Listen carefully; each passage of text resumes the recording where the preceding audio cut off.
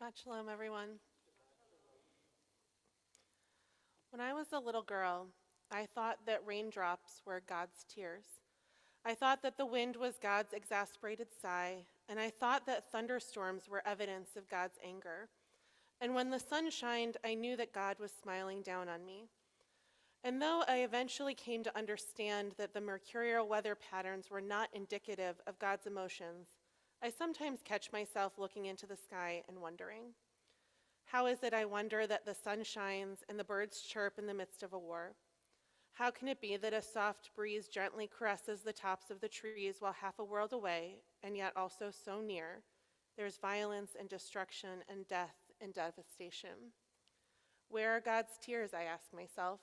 Where are the thunderstorms and the lightning bolts of God's rage? How can the sun still shine and the world still turn when we're in so much pain? Because that's where I've found myself these past few weeks. I'm utterly bereft, I feel abandoned, and I feel isolated. I feel despair, and I feel sorrow, and I am in deep pain. And I feel such cognitive dissonance in the fact that my world still turns in much of the same way it did before October 7th. I go on living my life. I go to work, I teach, I pray, I take care of my children, I go out to dinner with my husband and my friends. And yet, for thousands of people, my own extended family included, their worlds will never again be the same.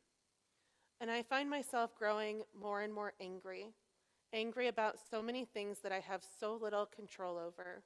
And as the death toll increases on all sides and the hostages remain in captivity of terrorists, my pain turns to anger and despair, and the kernels of hope that I've been trying to hold on to these past 5 weeks begin to dissipate. And so I'm left to wonder, where do I go from here?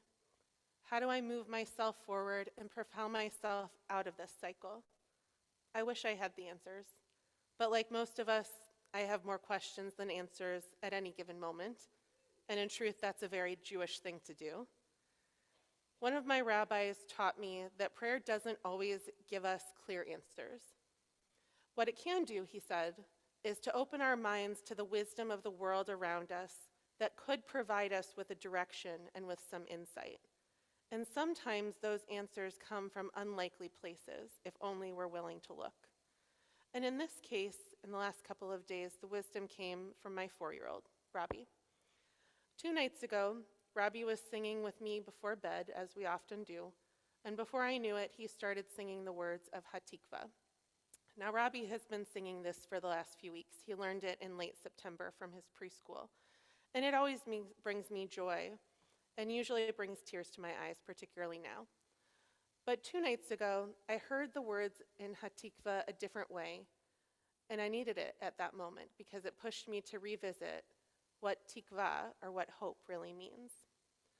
Last year, some of you might remember that I did a deep dive on the topic of hope in one of my high holiday sermons, and I spoke about the notion that sometimes despair is actually the foundation of hope, and that only when we sit in despair will we have the tools that we need to rise from the ashes and move toward a semblance of hope.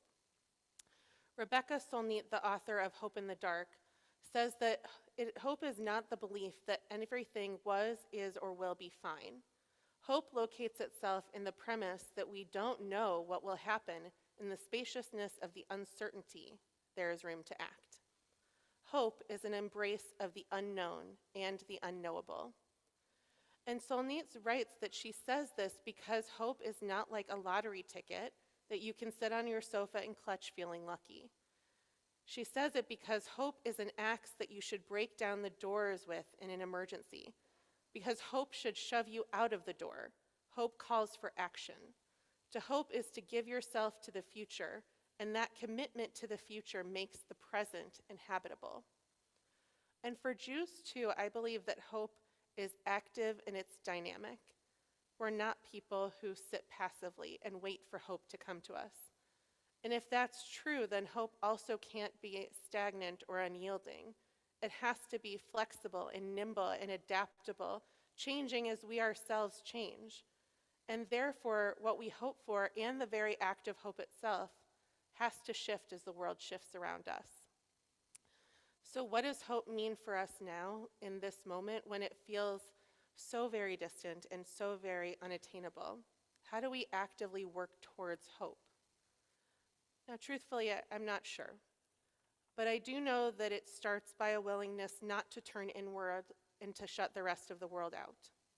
I do know that it starts by sitting with real people and having really hard conversations with people that we may not disagree about almost anything.